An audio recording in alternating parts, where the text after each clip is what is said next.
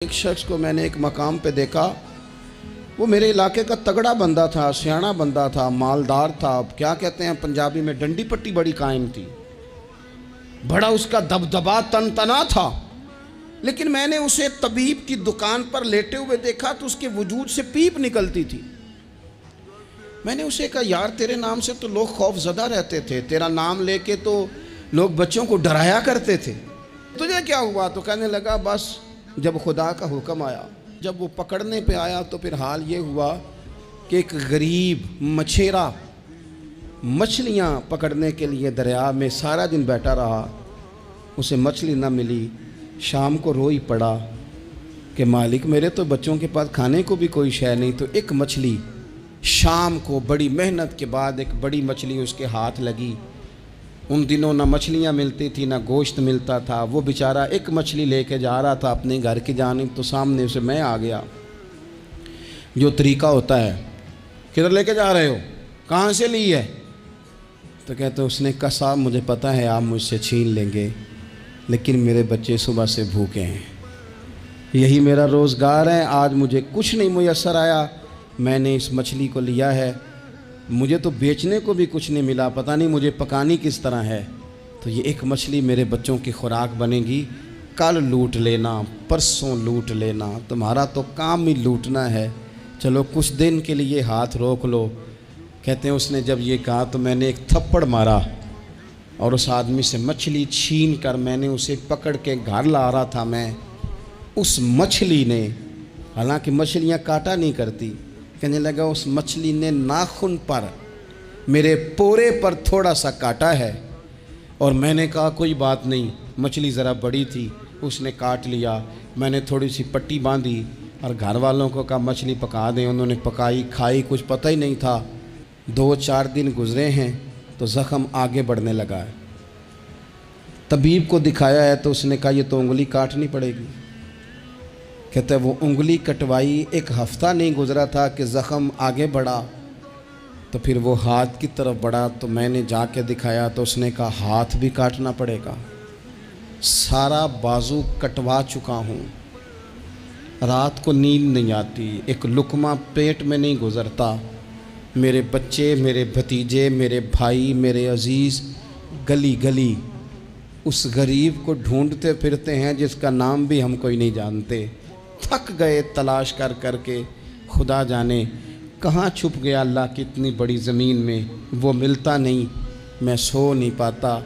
کہنے لگے شیخ میرے لیے دعا کر دو، مجھے کچھ نہیں چاہیے، بس وہ مجھے مل جائے اور میں اس سے نا معافی لے لوں، بس وہ مجھے معاف کر دے، 2 جملے معاف، جیسے بھی ہوگا میں منا لوں گا، بندہ درکار ہے۔ ابن حجر نے لکھا ہے، کہتے ہیں وہ تڑپتا رہا، روتا رہا، آہوزاری کرتا رہا، میں نے بھی اس کے لیے دعا کی کہ اللہ کرے وہ شخص تجھے مل جائے۔ پھر کچھ دنوں کے بعد مجھے کسی نے بتایا کہ مر تو گیا ہے تڑپ کے، پر اس سے معافی کا موقع میسر نہیں آیا۔ دوستو زندگی میں کچھ کام ایسے ہم کرتے ہیں، وہ راز گرچہ ہمارے سینوں میں دفن ہوتے ہیں، کبھی ظلم نہ کریں، کبھی زیادتی نہ کریں۔ کبھی حضرت سعد بن ابی وقاص رضی اللہ تعالیٰ عنہ کچھ بانٹ رہے تھے تو ایک شخص نے آ کے کہا، یہ بخاری میں آپ کو ملے گا، اس نے آپ پر 3 الزام لگائے، کہنے لگا ایک تو آپ جہاد پہ نہیں جاتے حالانکہ بڑے مجاہد تھے، دوسرا بانٹنے میں احتیاط نہیں کرتے، تیسرا جناب آپ غریبوں کو ترجیح نہیں دیتے۔ 3 الزام اس طرح کے اس نے آپ پہ لگائے، ناانصافی کا معاذ اللہ، جنگ پہ نہ جانے کا۔ اب حضرت سعد بن ابی وقاص کو بڑی تکلیف ہوئی، بد دعاؤں سے بچنا چاہیے۔ حضرت سعد عزت دار آدمی تھے، لوگ عزت داروں پر بھی ظلم کرنے سے باز نہیں آتے، حضور کے غلام تھے، نبی پاک کے سچے سچے صحابی تھے، اس نے جھٹ سے منہ کھولا الزام لگا دیا، سوچا سمجھا ہی نہیں کہ میں اس شخص کے بارے میں بات کر رہا ہوں جس کی صبح اور شام میں حضور کے ساتھ وفا کرتے گزر گئیں، بخاری میں موجود ہے۔ ظلمن بات کی، ظلمن، کہنے لگا نہ جہاد پہ جاتے ہو، نہ مال غنیمت انصاف سے بانٹتے ہو، نہ عدل کرتے ہو، الزامات لگاتا۔ حضرت سعد چپ کر گئے۔ کئی دفعہ نفیس آدمی وہ اس کو تکلیف ہوتی ہے وضاحت دیتے بھی کہ میں وضاحت دوں، اب اب یقین کریں وضاحت دیتے بھی تکلیف ہوتی ہے. حضرت سعد بن ابی وقاص خاموش ہو گئے, چپ کر گئے. لیکن اس وقت سے ڈرنا چاہیے جب کوئی اپنا مقدمہ رب کی بارگاہ میں پیش کرے, رات کو اللہ کے حضور شکایت کرے. حضرت سعد بن ابی وقاص نے 3 دعائیں کی اس کے لیے, دعائے ضرر, بد دعائیں دی 3. کون سی؟ کہا اے اللہ اس کی عمر لمبی کر دے, اے اللہ اس کا فقر بڑھا دے. تیسرا کہا اے اللہ اسے فتنوں میں مبتلا کر, اس نے مجھے اذیت دی, تکلیف دی, میں نے تو ساری زندگی وفاداری میں گزاری اور یہ مجھے کیا کہہ گیا جاتے ہوئے. ایک تابعی بزرگ ہیں, وہ فرماتے ہیں, اور بخاری میں موجود ہے, تابعی بزرگ فرماتے ہیں میں نے اس بوڑھے کو دیکھا, اتنی عمر لمبی ہو گئی تھی کہ بھویں جھک گئی تھی, اور حال یہ تھا کہ مانگتا پھرتا تھا. ایک دفعہ روٹی کھاتا تو بھوک ختم نہ ہوتی, پھر مانگنا شروع کر دیتا. فقر لمبا ہو گیا. اور فرماتے ہیں فتنے کا یہ حال تھا کہ نہ اب خواہش تھی نہ اس کے وجود میں اتنی طاقت تھی, لیکن راہ سے گزرتے معاذ اللہ ثم معاذ اللہ کسی خاتون کو چھیڑ دیتا, اسے جوتے پڑتے, اسے تکلیف ہوتی. تو جب لوگ اسے پوچھتے یہ تو کیا کرتا ہے, تو کہتا یہ حضرت سعد بن ابی وقاص کی دعا ہے جو میرا پیچھا کرتی, یہ میں نے ان پر ظلم کیا, زیادتی کی, الزامات لگائے, دل توڑا, یہ دعا ہے جو مجھے جینے نہیں دیتی. خدا را اپنے لہجوں پر, اپنے انداز پر تھوڑی توجہ دیں.